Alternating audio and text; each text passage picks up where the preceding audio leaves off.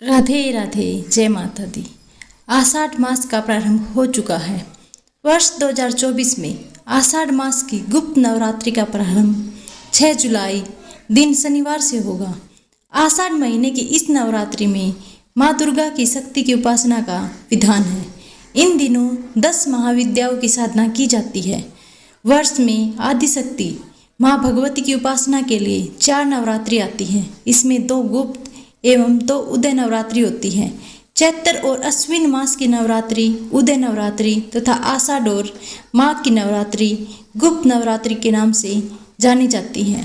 इस बार शनिवार 6 जुलाई 2024 से गुप्त नवरात्रि का पर्व प्रारंभ होकर दिन मंगलवार 16 जुलाई 2024 तक जारी रहेगा। गुप्त नवरात्रि में माँ की 10 महाविद्याओं की साधना की जाती है। देवी भागवत पुराण के अनुसार जिस तरह एक वर्ष में 4 बार नवरात्रि आती हैं और जिस प्रकार नवरात्रि में देवी के 9 रूपों की पूजा होती है, ठीक उसी प्रकार गुप्त नवरात्रि में 10 महाविद्याओं की साधना की जाती है। गुप्त नवरात्रि विशेषकर तांत्रिक क्रियाएं, शक्ति साधनाएं, महाकाल आदि से जुड़े लोगों के लिए विशेष महत्व रखती है।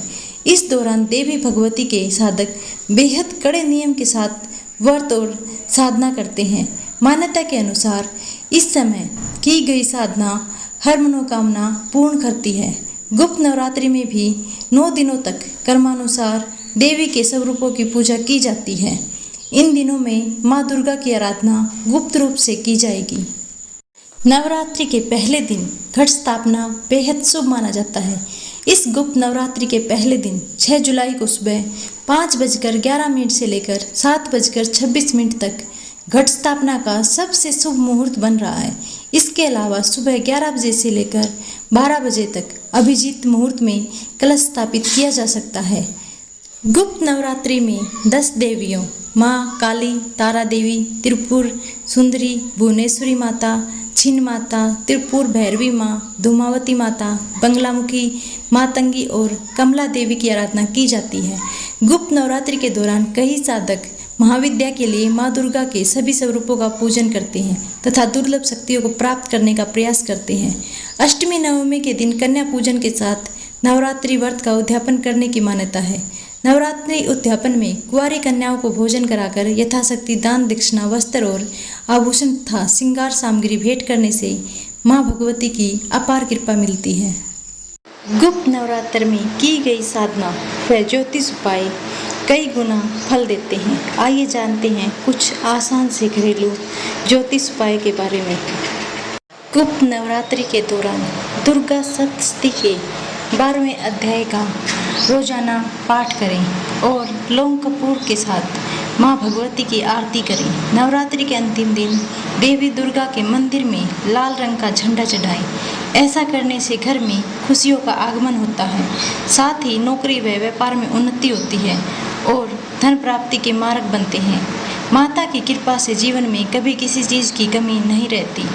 अगर विवाह में विलंब है तो गुप्त नवरात्रि में गुरुवार के दिन माँ कात्यायनी का स्मरण कर 11 हल्दी की गांठ चढ़ाएं। देवी को शहद का भोग लगाएं और पूजा करें। फिर ओम कात्यायनी महामयी महायोगिनी धीश्वरी नंद गोप सुतम देही पतिम में कुरुते नमः मंत्र का 1 माला जाप करें। नवरात्रि के बाद ये हल्दी की गांठ अपने पास रख लें। विवाह संबंधी मामलों में इनकी पूजा अचूक होती है। मनचाहा जीवन साथी, मनपसंद जीवन साथी के साथ शादी में परेशानियां आ रही हैं तो गुप्त नवरात्रि की अष्टमी पर माँ दुर्गा को 9 लाल रंग के फूल, 1 सिक्का, नारियल लाल कपड़े में बांधकर ओम श्रीम वर प्रदाय श्री नमः मंत्र का जप करें। फिर देवी को ये अर्पित करें। इससे ही शीघ्र विवाह के योग बनेंगे। घर में अशांति का माहौल है, आए दिन कोई न कोई दुर्घटना होती रहती है तो गुप्त नवरात्रि में माँ काली को 11 नींबू की माला बनाकर अर्पित करें। रोजाना देवी के निर्वाण मंत्र का 1 माला जाप करें। इससे टोने टोटके का नाश होता है और घर में नकारात्मक ऊर्जा का विनाश होता है और घर में सुख समृद्धि का आगमन होता है।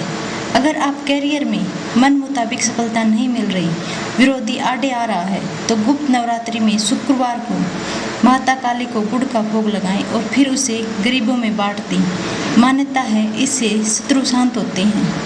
मांगलिक कार्य में बार बार अड़चनें आ रही हैं, घर में कोई भी शुभ काम नहीं हो रहा, तो गुप्त नवरात्रि की नवमी तिथि पर 9 कन्याओं को मखाने की खीर खिलाएं। इसके पश्चात दक्षिणा देकर पैर छुएं और आशीर्वाद प्राप्त करें। इससे समस्त विघ्न दूर हो जाते हैं और घर में खुशहाली का आगमन होता है।